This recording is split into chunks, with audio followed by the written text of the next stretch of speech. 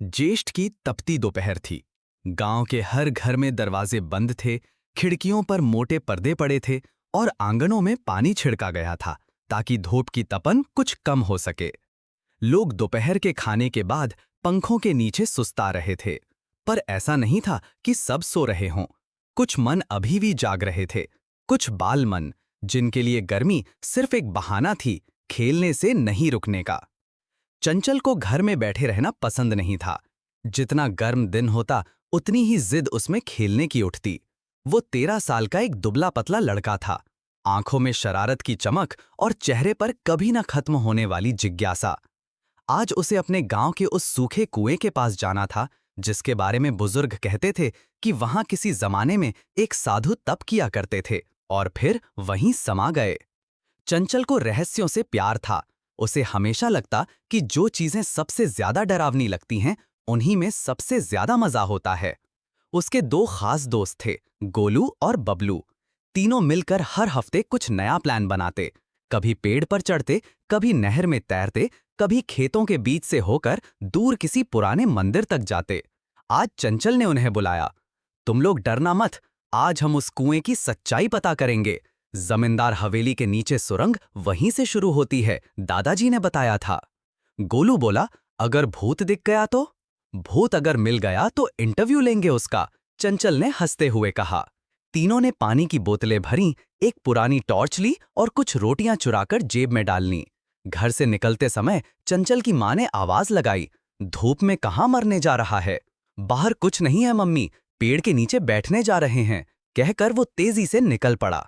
कुएं के पास सब कुछ शांत था, दूर दूर तक कोई दिखाई नहीं दे रहा था। झाड़ियों के पीछे एक छोटा रास्ता था जहां से सुरंग तक पहुंचा जा सकता था। कुछ साल पहले गांव के बच्चों ने उस रास्ते से झांका था, लेकिन किसी की हिम्मत नहीं हुई अंदर जाने की। चंचल सबसे आगे था। उसने मिट्टी हटाई, लकड़ी का जामुन निकालकर सुरंग का मुंह खोला। अंदर अंधेरा था मगर ठंडक थी। तीनों एक एक कर अंदर घुसे। टॉर्च जलाने पर दीवारों पर पुरानी चित्रकथाएं दिखाई दी।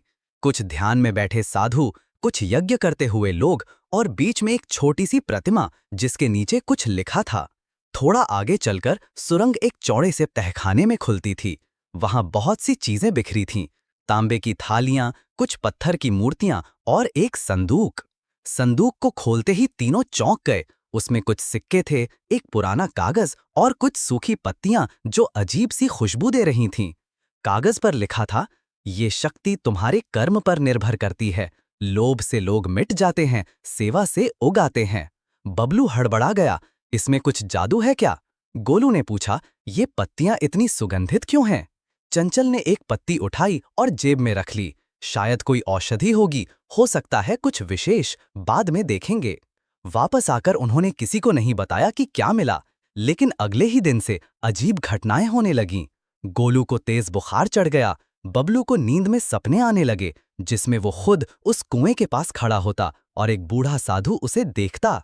चंचल को पत्ती को देखने से एक अलग सी ऊर्जा महसूस होती, और जब स्कूल में एक लड़के ने उसे तंग किया तो बिना कुछ कहे वो लड़का खुद डरकर पीछे हट गया। धीरे धीरे तीनों को एहसास हुआ कि वो जो लेकर आए हैं वो साधारण चीज नहीं थी। डर और बेचैनी बढ़ती जा रही थी। गांव में एक दिन एक साधु आया। गांव वाले उसका बहुत सम्मान करते थे। चंचल ने हिम्मत करके सारी बात बताई और वो पत्तियां दिखाईं। साधु ने बहुत ध्यान से देखा और बोला, ये पंच तत्व के पौधे की पत्तियां हैं। इनसे ऊर्जा निकलती है, लेकिन अगर गलत हाथ में पड़े तो नुकसान भी हो सकता है।